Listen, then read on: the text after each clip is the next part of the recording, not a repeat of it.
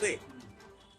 হ্যাঁ, রামপুরহাট থানার অন্তর্গত সইপুর গ্রামে গত ইংরেজি 23/7/2013 তারিখে বেলা 5টার সময় হয়েছে, বৈকাল 5টার সময় হীরা শেখের বাড়ির সামনে মোরাম রোডের উপরে এই হুমায়ুন মীর বলে একটা ছেলে, তার বাবার নাম হচ্ছে আসগর মীর, ওকে একা পেয়ে এই আসামিরা, এই আসামি বলতে আসামির নাম বলে দেয়: ফুলবাস মীর, লিবাস মীর, মীর মহরম, সেতাব মীর, পিন্টার মীর, আফসর মীর, আমিরুল মীর, গোলাম মীর, নেকবাস মীর শেখ, মিঠুন শেখ, সুজন শেখ, জানবর শেখ, নয়ন মীর অ্যালিয়াস নয়া, মীর মিলন, এই 14 জন আসামি মিলে ওকে লাঠি, তারপরে শাবল, এই সময় অস্ত্র দিয়ে মারা যায়।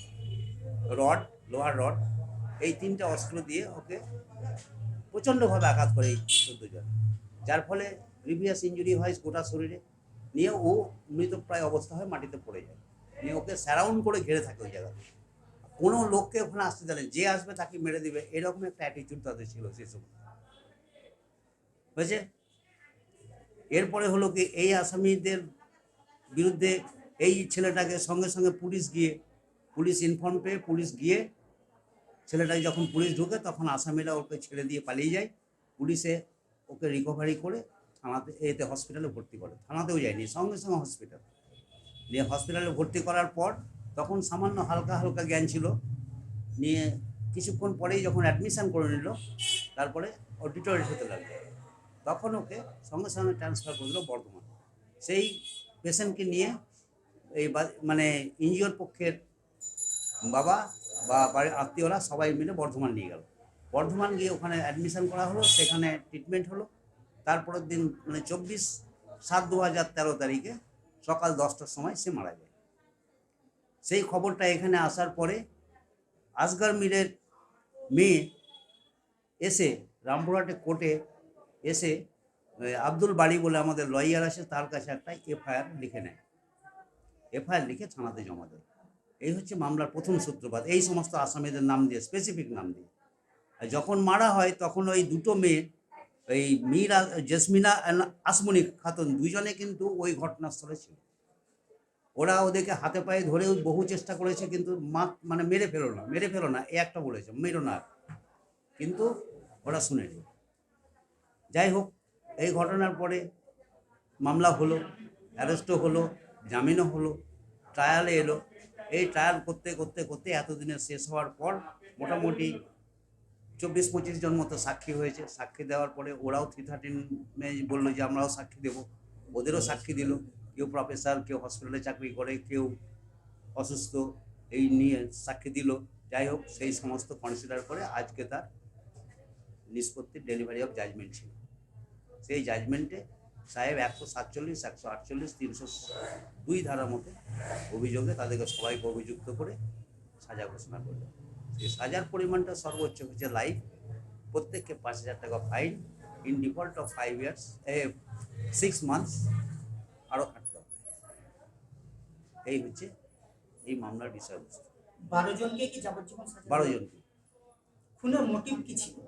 মোটিভ এখন একটা পলিটিক্যাল গ্রাজ হতে পারে, সেটা তো বোঝা যাবে না। মোটিভটা হচ্ছে পলিটিক্যাল গ্রাজের জন্য, কারণ এর আগে একটা ঘটনা সেই দিনই ঘটেছিল। একটা তালবোনা পুকুরে আসামি মীর আফসর মীরের ছেলে আপনার পুকুরে মাছ ধরছিল না বলে, তো সেই পুকুরে যে ছেলেটা মারা গেল তার বাবা হচ্ছে আসগর মীর, তারও অংশ আছে। সে দেখে তাকে বকাবকি করে তখন ওর ছিপটা ভেঙে দেয়। নিয়ে সেই জিনিসটা ঘটেছিল 3টের সময় বেলায়, যে বেলা 3টের পরে 4টের সময় গ্রামের লোক সবাই বসে ম্যাটারটা সেটেল করে নিয়েছিল। সেটেল করার উদ্দেশ্যই ছিল, সেটাতে ছিল গ্রামের সব ওর নিজের রিলেটিভ, মানে কেউ জ্যাঠার ছেলে, কেউ কাকার ছেলে, কেউ এরাই সব ছিল, নিয়ে মিটমাট করে নিল। তো ওরা সব তৃণমূলে ছিল, তৃণমূলে ওটা মিটমাট করে নেওয়ার উদ্দেশ্যই হচ্ছে একে মার্ডার করা, মানে আফসর মীরকে মার্ডার করা। আফসর মীর কোন দল? আফসর মীর কোন দল করে সেটা পরে বলছি আমি, ওকে মার্ডার করা। পরবর্তীকালে এই আফসর মীর করতো বরাবরই সিপিএম, এমনি এখন পর্যন্ত ওর ফ্যামিলি গোটাটাই। আর ওকে পারা যাচ্ছিল না আনতে, যার জন্য কিছু সিপিএম ভোট ওখানে হতোই, একে সরালে পরে তৃণমূলের ভোট সব পড়ে যাবে। এই জন্যে ওর প্রতি একটা আক্রোশ ছিল। নিয়ে ওকে খুঁজতে যাই। ওই 4টের পরেই যে ঘটনা ঘটলো, ওরা সব ষড়যন্ত্র করে বেরিয়ে ওর বাড়ি যায় প্রথমে অ্যাটাক। সেটাও আপনারা যদি কাগজে দেখতে চান, এভিডেন্সের মধ্যেও আছে যে সেখানে যখন পেরো না, তখন ওরা রাস্তায় ঘুরে ঘুরে খুঁজছিল ওকে। কিন্তু ও তো ওই মিটমাট হওয়ার পরেই তো ওখান থেকে চলে যায়।